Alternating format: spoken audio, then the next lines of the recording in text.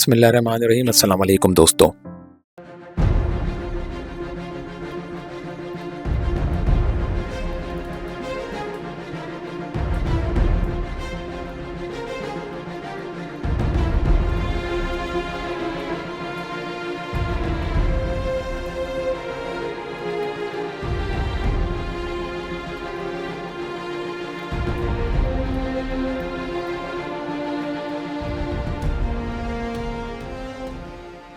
अगर आपको हमारी ये वीडियो पसंद आए तो हमारे चैनल को सब्सक्राइब और वीडियो को लाइक करना ना भूलिएगा।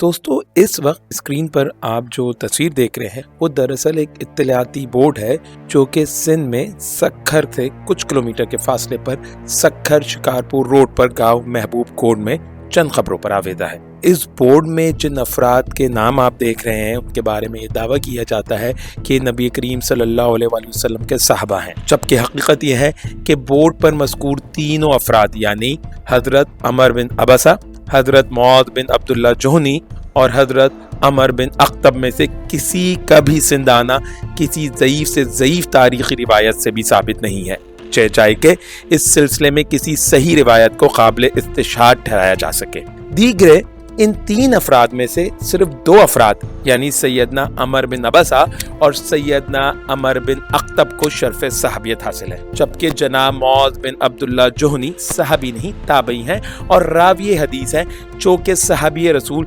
सैयदना अब्दुल्ला बिन खुबैब जोहनी के साहबजादे हैं। दोस्तों, बोर्ड पर सैयदना अमर बिन अख्तब का नाम भी गलत यानी उमर बिन अख्तब लिखा हुआ है यानी वाव के बगैर, जबकि इस नाम के कोई सहाबी नहीं थे बल्कि असल नाम अमर बिन अख्तब है, जैसा कि अल-इसाबा, अल-इस्तियाब और उस्दुल गाबा वगैरह के मौल्लिफीन ने तबक़ात सहाबा से मुताल्लिक़ इन कुतुब में इनका नाम लिखा है। अब इस सिलसिले में अव्वलन अर्ज़ है कि सैयदना अमर बिन अबसा जिनके नाम के आगे बैनुल क़ौसैन यानी ब्रैकेट में तस्दीक़ शुदा यानी ऑथेंटिक लिखा हुआ है, अल्लाह जाने कि ये तस्दीक़ किन बुनियादों पर की गई है, क्योंकि सैयदना अमर बिन अबसा की बाबत अल्लामा इब्न हजर अस्क़लानी ने अल-इसाबा में सराहतन लिखा है कि ये अपनी आखिरी उम्र में शाम में फ़रोकश यानी मुक़ीम हो गए और उन्होंने हिम्स में वफ़ात पाई। यही बात सैयदना अमर बिन अबसा से मुताल्लिक़ इब्न हब्बान ने भी अपनी किताब अस-सक़ात में उनके तर्जुमे में लिखी है, यानी वो लिखते हैं कि उन्होंने शाम में सुकूनत इख्तियार की और वहीं उनका इंतकाल हुआ।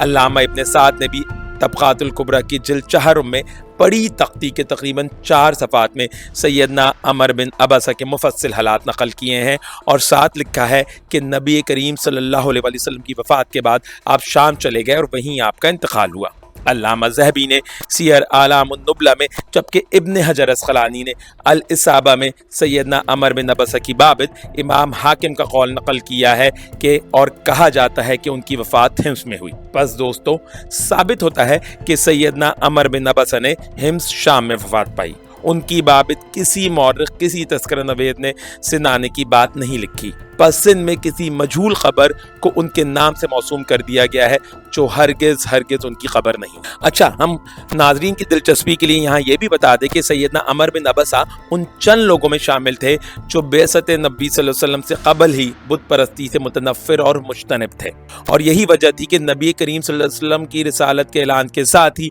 आप मक्का नबी करीम सल्लल्लाहु अलैहि वसल्लम की खिदमत में तशरीफ़ लाकर इस्लाम कबूल करके साबिक़ुल अव्वलून में शामिल होने का शर्फ हासिल कर लेते हैं। सही मुस्लिम की हदीस नंबर 532 में सैयदना अमर बिन अबसा ने अपने कबूल इस्लाम का तफसील से खुद जिक्र किया है और बताया है कि मैं जब अपने जाहिलियत के दौर में था तो ये बात समझता था कि लोग गुमराह हैं और जब वो बुतों की पूजा करते हैं तो किसी सच्ची चीज़ पर नहीं है। फिर मैंने मक्का के एक आदमी के बारे में सुना कि वो बहुत सी बातों की खबर देता है। मैं अपनी सवारी पर बैठा और उनके पास आ गया। दोस्तों, इसी रिवायत में आगे आता है कि अमर बिन अबसा कहते हैं, मैंने आप सल्लल्लाहु अलैहि वसल्लम से पूछा कि आप सल्लल्लाहु अलैहि वसल्लम के साथ इस दीन पर और कौन है? आपने फरमाया एक आज़ाद और एक गुलाम, यानी आप सल्लल्लाहु अलैहि वसल्लम के साथ इस वक्त ईमान लाने वालों में अबू बकर और बिलाल थे। मैंने कहा मैं भी आपका मुत्तबे हूँ। ये अमर बिन अबसा सैयदना अबू दर गफ्फारी के माचाए भाई थे, जैसे कि अल्लामा इब्न हज़म ज़ाहिरी ने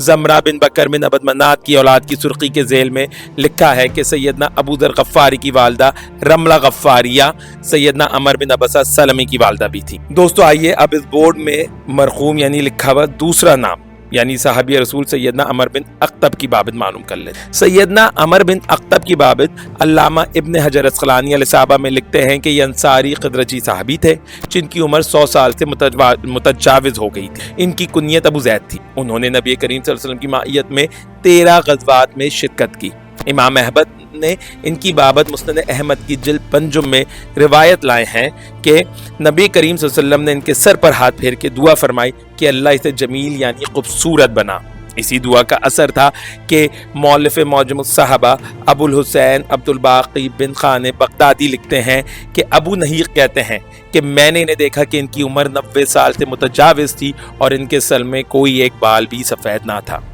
دوستو اسی طرح کی بات علامہ ابن کثیر نے بھی اسد الغابہ میں لکھی ہے کہ وہ 120 سال جیے اور ان کے سر میں ایک بال بھی سفید نہ تھا۔ ابن حجر عسقلانی سیدنا عمر بن اقطب کے ترجمے میں مزید لکھتے ہیں کہ وہ بصرہ میں فروکش ہوئے، جبکہ علامہ ابن کثیر دمشقی اپنی کتاب البدایہ والنہایہ الجزء 9 میں وفیات سن 71 ہجری کی سرخی کے ذیل میں عمر بن اقطب کے ترجمے میں بالصراحت لکھتے ہیں کہ اس سال یعنی 71 ہجری میں عمر بن اقطب کی بصرہ میں وفات ہوئی۔ دوستو یہاں یہ بات بھی یاد رہے کہ 71 ہجری تک مسلمان صرف مکران اور مالابار کے ساحلوں تک ہی پہنچے تھے۔ سندھ کے اندرونی شہروں تک مسلمان کی رسائی 92 ہجری کے بعد محمد بن قاسم کے سندھ پر لشکر کشی کے ضمن میں ہو سکی تھی۔ گویا یہ ممکن ہی نہیں تھا کہ 21 سال قبل وفات پا جانے والے سیدنا عمر بن اقطب کسی بھی طرح سے سندھ میں سکھر کے آس پاس کے علاقے تک گئے ہوں اور وہیں ان کی وفات بھی ہو گئی ہو،